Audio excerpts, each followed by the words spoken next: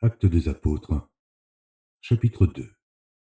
Le jour de la Pentecôte, ils étaient tous ensemble dans le même lieu. Tout à coup, il vint du ciel un bruit comme celui d'un vent impétueux, et il remplit toute la maison où ils étaient assis. Des langues, semblables à des langues de feu, leur apparurent, séparées les unes des autres, et se posèrent sur chacun d'eux. Et ils furent tous remplis du Saint-Esprit, et se mirent à parler en d'autres langues, selon que l'Esprit leur donnait de s'exprimer. Or, il y avait en ces jours à Jérusalem des Juifs, hommes pieux, de toutes les nations qui sont sous le ciel.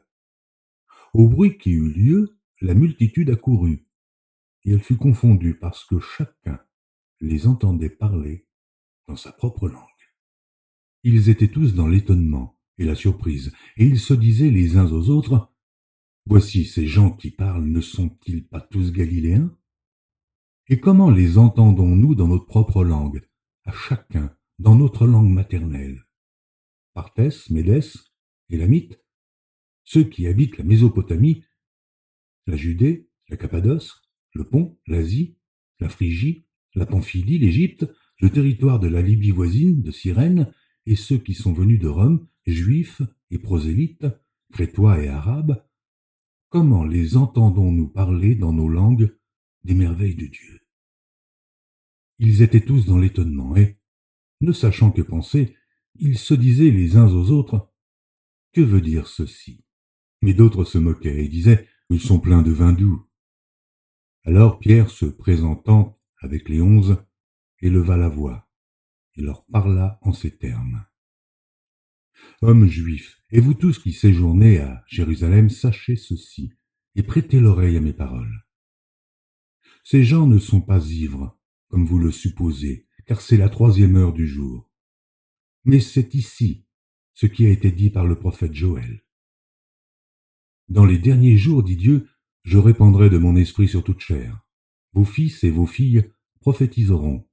Vos jeunes gens auront des visions, et vos vieillards auront des songes. Oui, sur mes serviteurs et sur mes servantes, dans ces jours-là, je répandrai de mon esprit, et ils prophétiseront.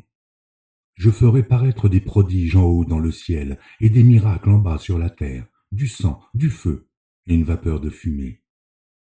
Le soleil se changera en ténèbres, et la lune en sang, avant l'arrivée du jour du Seigneur, de ce jour grand et glorieux. Alors, quiconque invoquera le nom du Seigneur sera sauvé. Hommes israélites, écoutez ces paroles. Jésus de Nazareth, cet homme à qui Dieu a rendu témoignage devant vous par les miracles, les prodiges et les signes qu'il a opérés par lui au milieu de vous, comme vous le savez vous-même, cet homme, livré selon le dessein arrêté et selon la prescience de Dieu, vous l'avez crucifié, vous l'avez fait mourir par la main des impies.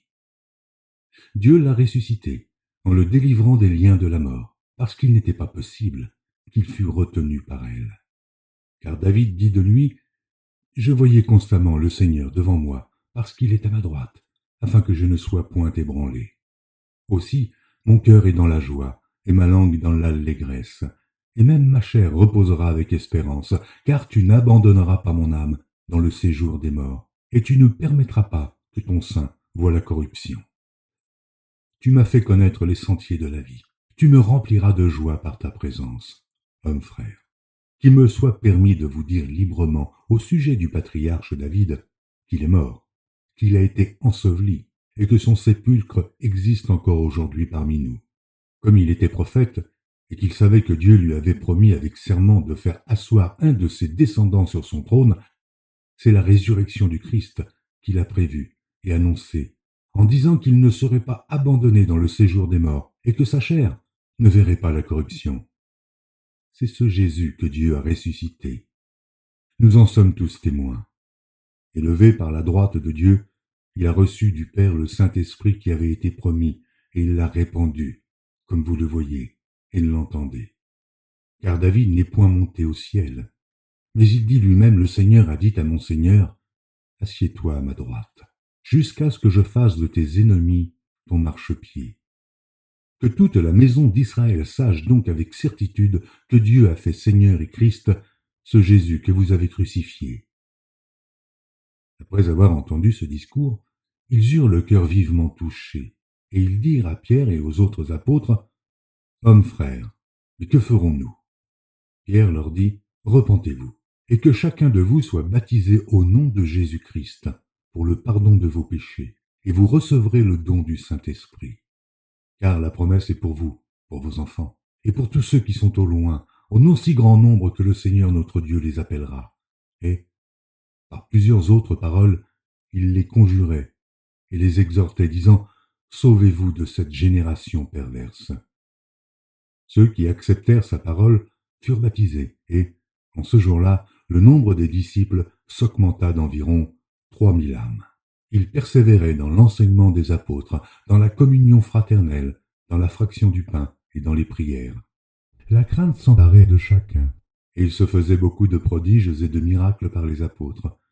Tous ceux qui croyaient étaient dans le même lieu, et ils avaient tout en commun. Ils vendaient leurs propriétés et leurs biens, et ils en partageaient le produit entre tous, selon les besoins de chacun. Ils étaient chaque jour tous ensemble, assidus au temple, ils rompaient le pain dans les maisons, et prenaient leur nourriture avec joie et simplicité de cœur, louant Dieu et trouvant grâce auprès de tout le peuple. Et le Seigneur ajoutait chaque jour à l'Église ceux qui étaient sauvés.